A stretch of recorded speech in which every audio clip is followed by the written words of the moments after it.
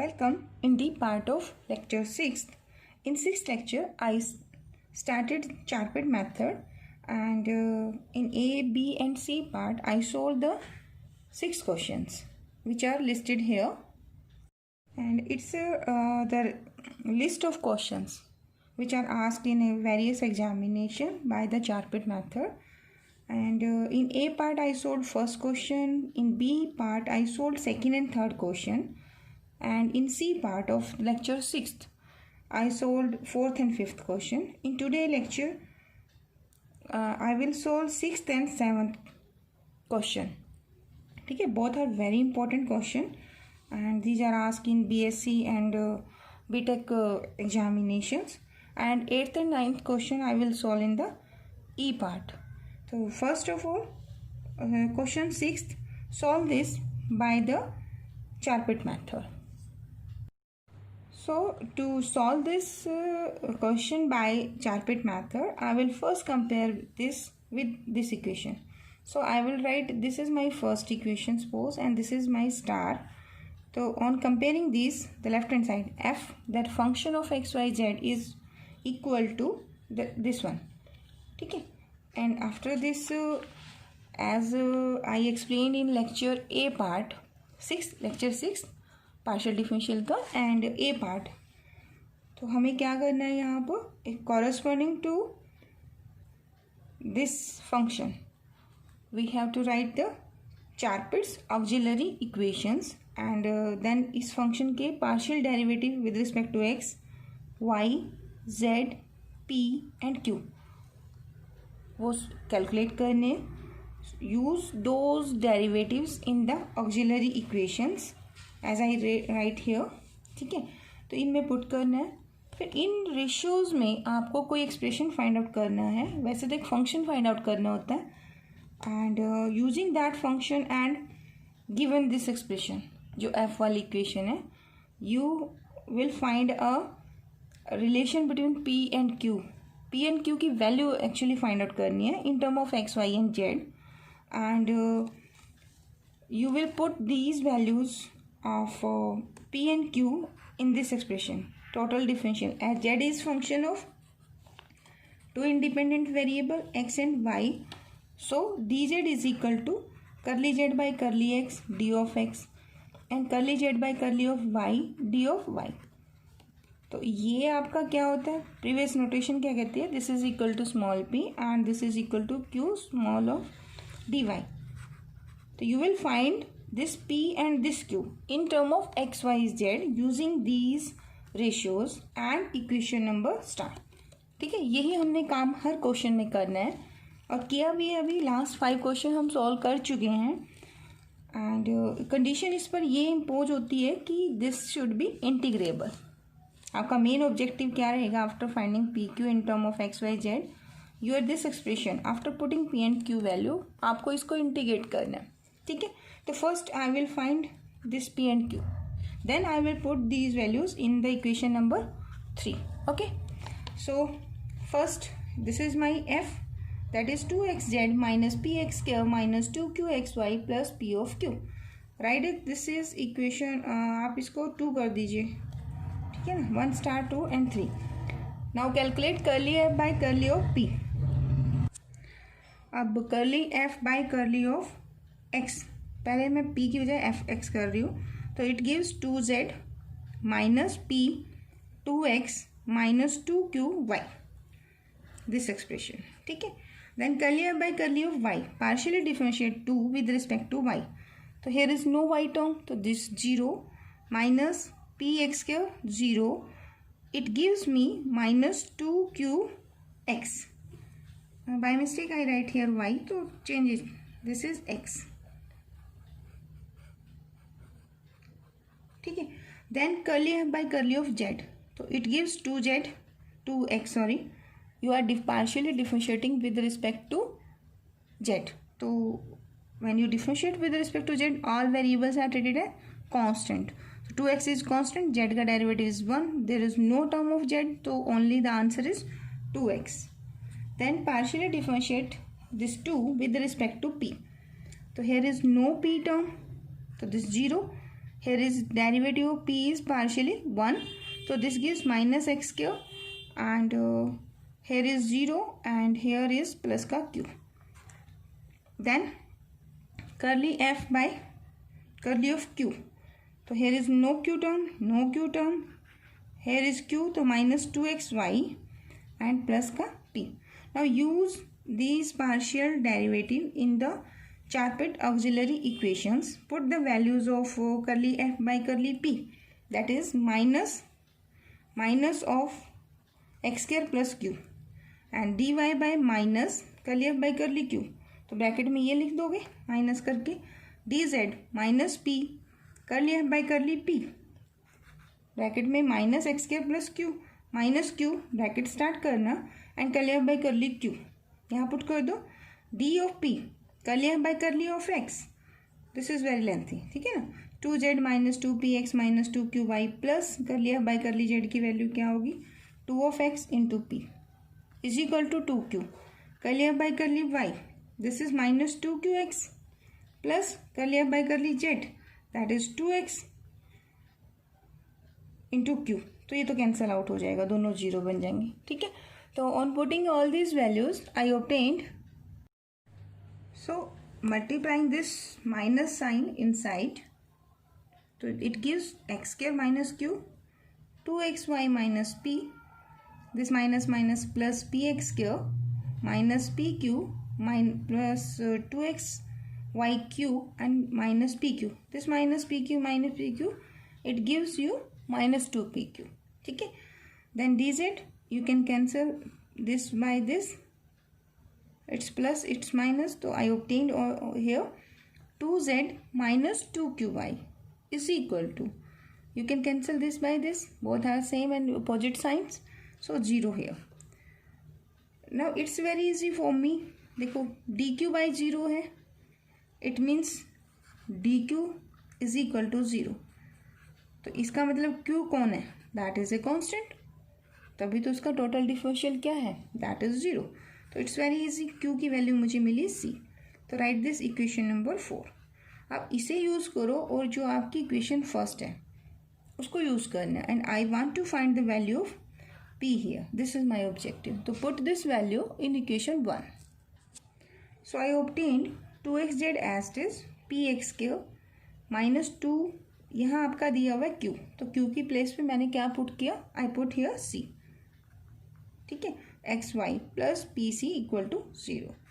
And now I am taking on the right hand side, this on the right hand side, this age is minus 2cxy equal to, this minus sign on the right hand side become positive, तो px² minus pc. Now take p is outside, I am writing it first, x square minus c here equal to 2x is here, 2x is here. Here is z minus cy. Then this term divide. So here p is this. So write this equation number 5. And now put p and q in equation number 3. P and q, you will put these in equation number 3.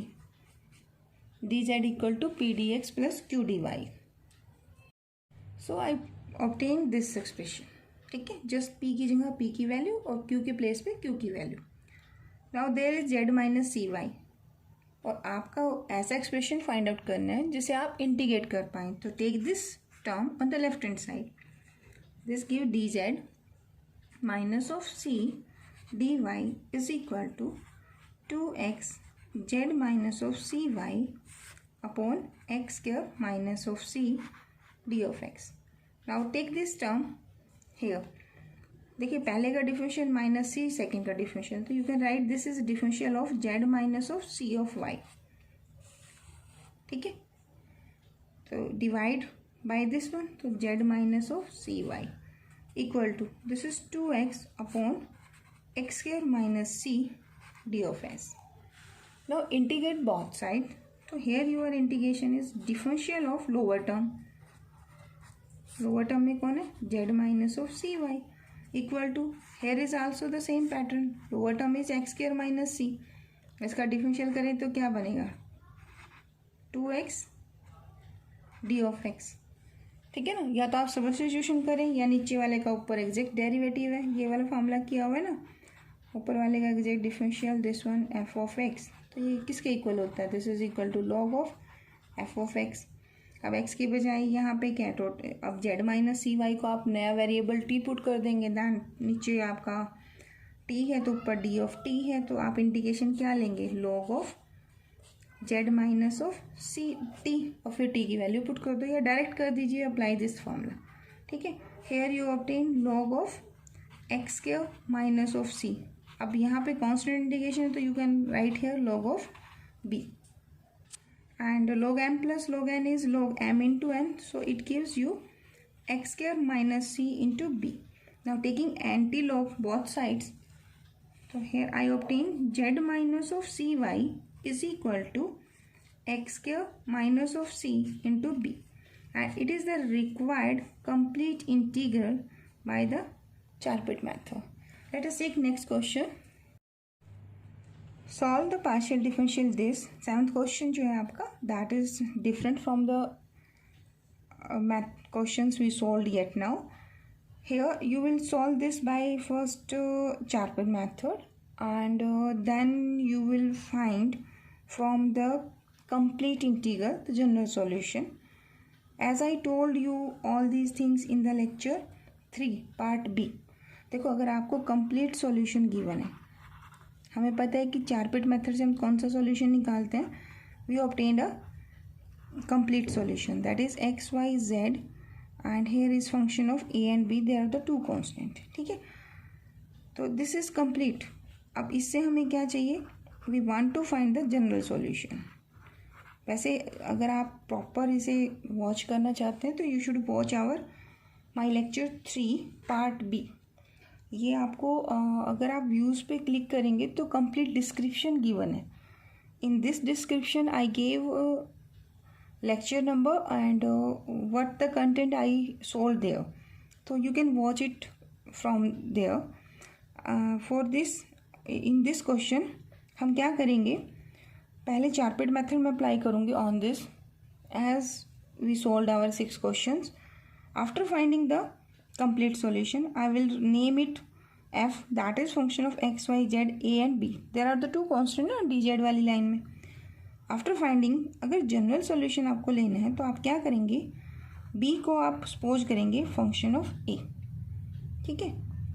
Then आप ये expression इसमें put कर देंगे, तो यानी कि f of x Y z here is a and this is phi of b equal to 0, sorry phi of a है, b की जगह पुट करोगे ना phi of A.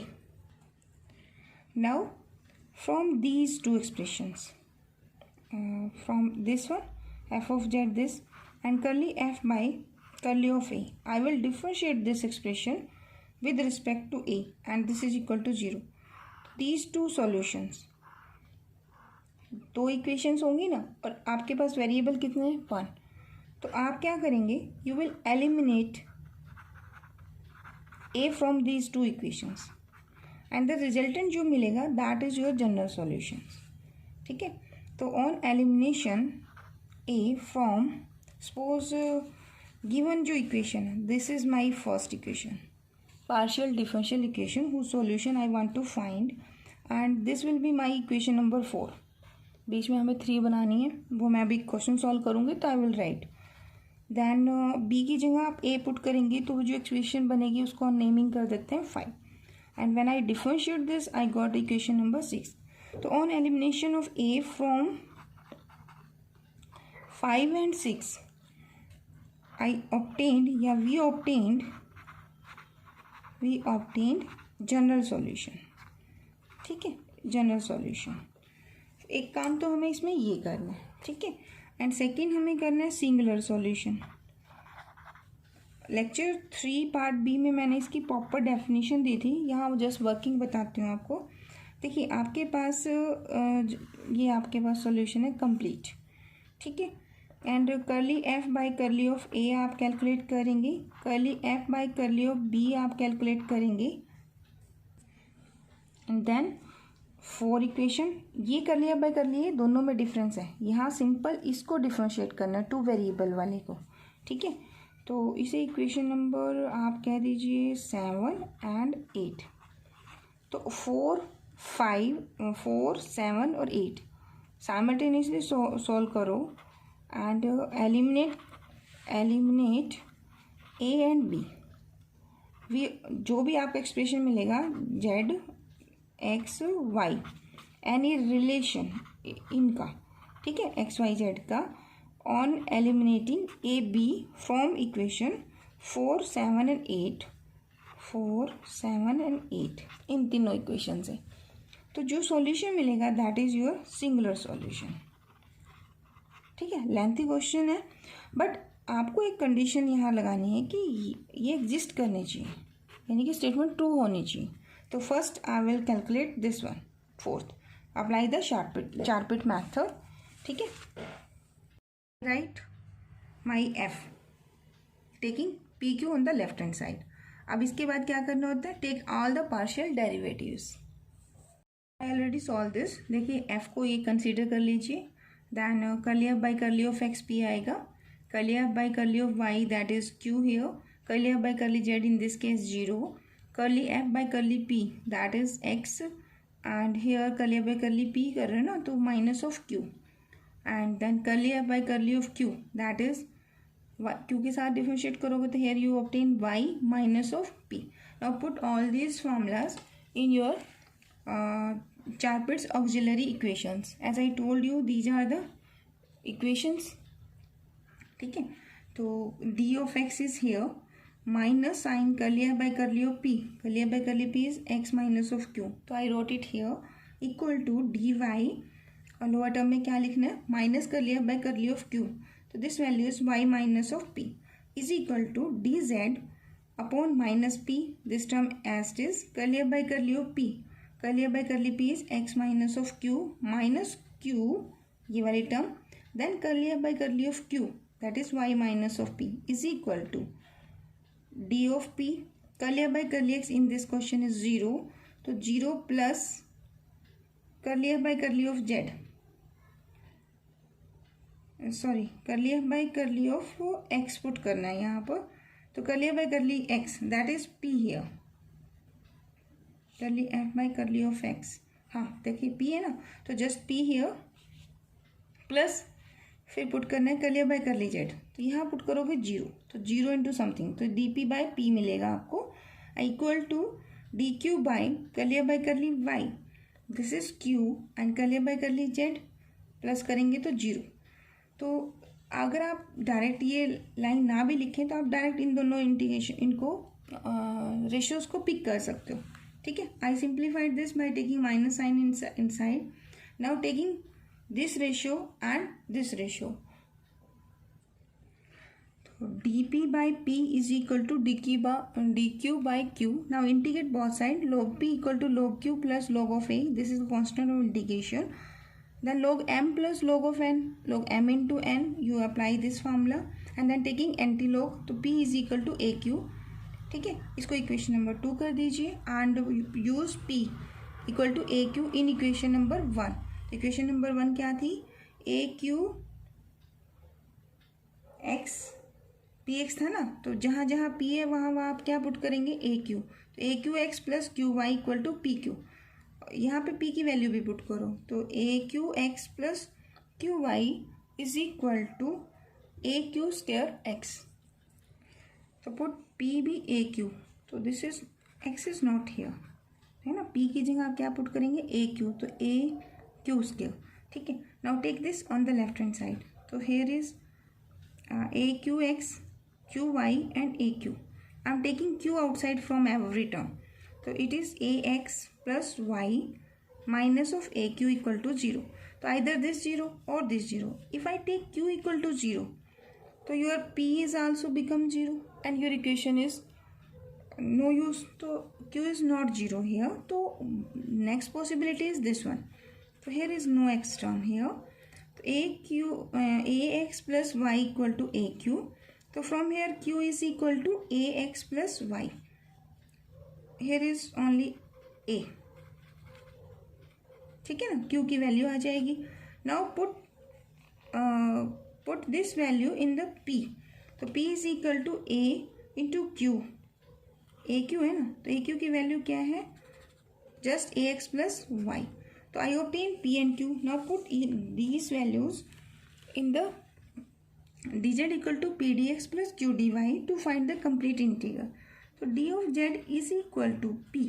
P is my ax plus y and d of x plus, so p की जगह ax plus y d of x plus q की जगह पे ax plus y by a dy. अब I want to integrate this. अब देखो ax plus y separation variable भी नहीं हो सकता अगर मैं x के साथ x रखूँ, ठीक है.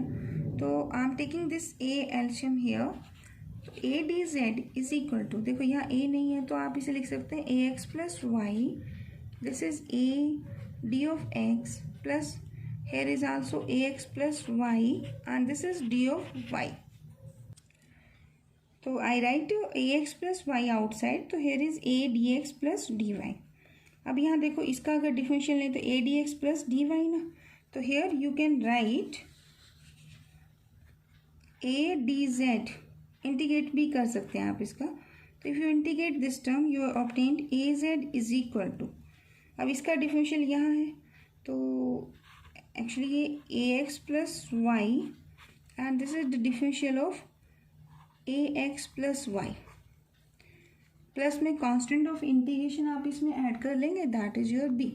Now the question is how to integrate this. देखिए अगर आप इसे टी पुट कर लेते हैं, ठीक है, टी यहाँ कर लो, डी ऑफ टी कर लो, तो पावर में एक ऐड करोगे उसी से डिवाइड. तो you will obtain here the power 2/2 A Z plus में बी. तो this is my complete integral. There are the two constant A and B. ठीक है, तो I am writing this expression as my 4. जैसे मैंने कहा था ना कि सॉल्यूशन क्या होगा, X Y Z a and b equal to 0. It's my equation number 4. तो आप इसमें ये टर्म लेफ्ट हैंड साइड लीजिए, right, the general solution complete integral this one and comparing with this. तो f इज दिस. अब यहाँ पे procedure क्या था, you will put b equal to function of a. तो योर f विल बिकम्स, अब ऐसे ही था ना question, x y z a and b is function of a हो जाएगा, ठीक है ना. तो योर एक्सप्रेशन विल बी, अगर ऐसा पुट करते हो तो आपका आंसर क्या बनेगा, A Z minus A x plus Y का होल स्क्वायर बाय 2. तो your F expression in this case क्या बन जाएगा, this is minus of function of A. ठीक है, अब ये एक्सप्रेशन आपका मैंने कहा था कि इक्वेशन नंबर ये आपकी बनेगी 5. ठीक है ना. तो ये एक्सप्रेशन यहाँ से चाहे आप हटा दो, इक्वल टू क्या करोगे 0. ये आपकी इक्वेशन 5 आ गई. अब इसे डिफ्रेंशिएट करो विद रिस्पेक्ट टू ए. तो ए से साथ डिफ्रेंशिएट करेंगे तो partially differentiate with respect to A. तो this is Z minus, power आगे कम हो जाएगा, this is A x plus Y, power आगे come 2 into derivative inside term with respect to A. तो here is X and here is phi dash of a and this is equal to 0 ही बनेगा आपका. ठीक है, तो यहाँ से आप z दे सकते हैं, z is equal to A x plus Y into में x प्लस का phi dash of a. तो it's my equation number 6. And I said कि आपको अगर जनरल सॉल्यूशन लेना है ना, तो आपने क्या सॉल्व करना था, आपने इक्वेशन 5 इज योर जो F function of x Y Z ये वाले, ठीक है, एंड इक्वेशन 6 इफ पॉसिबल. अब आपने बस इतना लिख देना है, on eliminating A from 5th and 6th. ठीक है, जो आपको मिलेगा, आपको z की वैल्यू मिलेगी कुछ, तो you will obtain expression of z of x y and z. एक रिलेशन आप फाइंड आउट करेंगे और उसमें 5 भी होगा आपके पास. ठीक है ना. तो this expression is known as your just आपने इतना लिखना है, नॉन एज जनरल इंटीग्रल। ठीक है, अब हम कहते हैं कि क्या इसका सिंगुलर सॉल्यूशन एग्जिस्ट करेगा।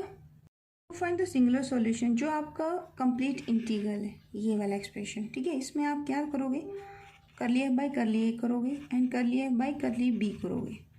ठीक है, एंड आई टोल्ड यू कि इसको इक्वेशन नंबर हमने कहा था 7 पुट करेंगे, इसको 8।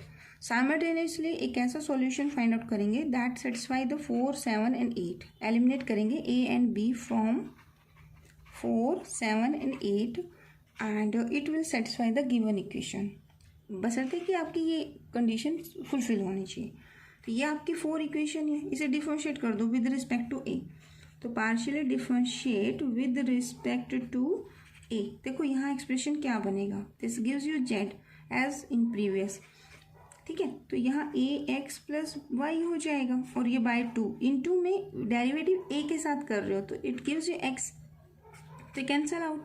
तो वन एक्सप्रेशन तो आपको ये मिलेगा 7 equation and partially differentiate with respect to B.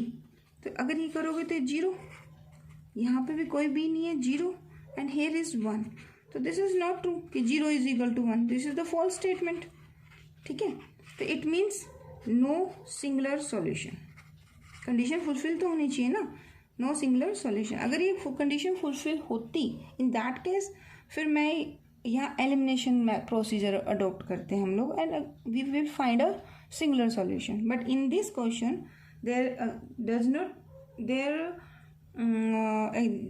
this shows that there is no singular solution for this given problem।